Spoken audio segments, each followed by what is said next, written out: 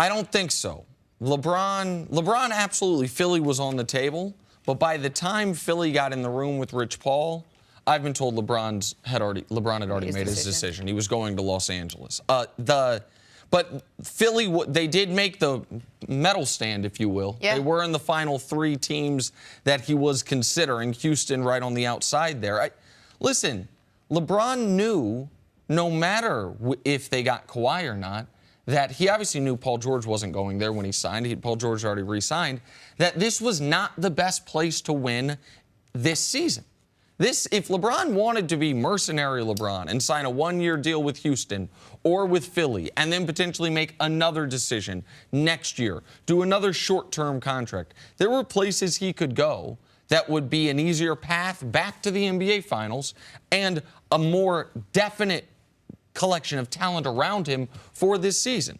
LeBron made a long-term decision. Now, I think he's totally content with it.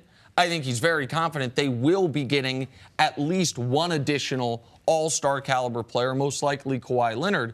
But he also knew that Kawhi Leonard wasn't a free agent and that was no sure thing when he made this decision. So, no, I do not think that because they are yet to get Kawhi, or even if they don't get Kawhi this year, LeBron would regret the decision, because he didn't make the decision based on where is the best place to win a championship this season, because the Lakers would have been very low on that list. Hey, Nick, the first time LeBron, decision number 1, when he decided to take his talent to South Beach, who came second? Who came in second that year? Was it Chicago? All right. And then the second time he decided to go to Cleveland, surprise some people, some other people not surprised, like myself. Yes. And you heard about it. What team was second in that time? I think it was Miami, but you can tell me if I'm wrong. I thought staying in Miami was his best bet. I think that whoever it was, it didn't matter because we weren't talking about it. Got you. Okay, that's why I don't remember. You know, so fair enough. The 76ers general manager at this point, with the talented roster that they have, they should have moved on. He shouldn't be sitting there talking about, you know something? The girl gave me a kiss on the cheek, and we was getting ready to start going steady. But she wasn't even thinking about that. She was just trying to be polite.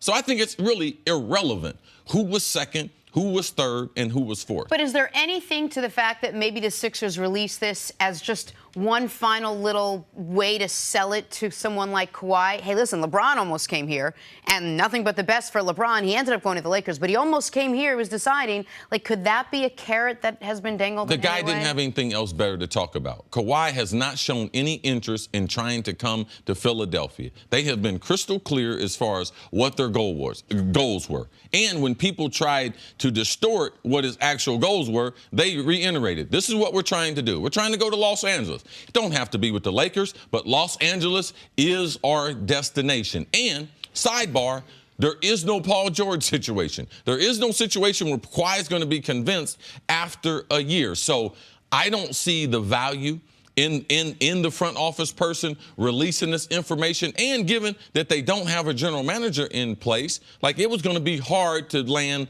LeBron. If you know the LeBron story and you know how family-oriented this decision was going to be, now LeBron and his group, I give them this, they did do some research. They did check on the schools and everything in Philadelphia as far as where his sons and where his kids would be going to school. But that's about it. LeBron had 2 houses already in Los Angeles. Magic Johnson was already in place, ready to knock on his door at midnight when he could, as a free agent Eastern Standard Time. So, yeah, I can understand Philadelphia, but you have almost a championship roster. You should be concentrating on that compared to doing interviews talking about, you know, I almost missed on that. Almost. So you know what's going to happen now? If they don't make it to the NBA Finals, they don't make it to the Eastern Conference, people are still going to be asking them questions. Man, do you guys feel like if you had had LeBron James? That ship has sailed. It's time to move on. In Philly's defense, it was one of the managing partners, so it's not the GM or the coach. It's one of the guys at the top of the organization. They don't exactly have a GM right now. Running point. No, but I'm saying this was a guy at ownership level that was making these comments. All right, but I want to say something about LeBron and this decision to the Lakers. And maybe LeBron will be proven foolhardy for this. But there is a narrative that is starting to build that that family wasn't just part of the equation, that the brand and the city and the lifestyle in Los Angeles weren't just part of the equation, but they were the entirety of the equation. That LeBron has given up the idea that he's going to compete for any more championships. That's flatly false.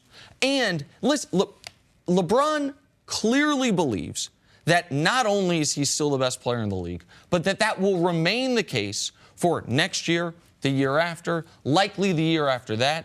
And do you know who's a contender? Any team that has him on it. That's his mindset.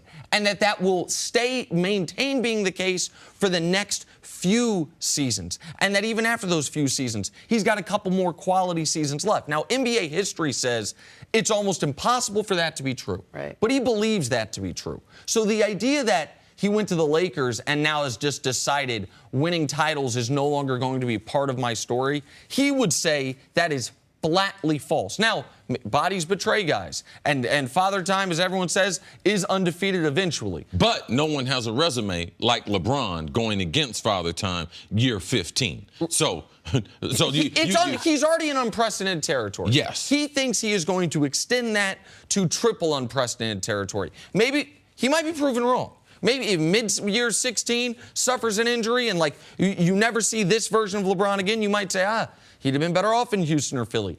That is not something he is in the least bit concerned about. So let's get back to the headline here in that the Sixers say LeBron was definitely deciding and seriously, strongly considering the Sixers. How much of that and LeBron's decision to go to the Lakers instead has to do with what happened in the Sixers organization with Colangelo leaving and with sort of the disarray with the Sixers brass?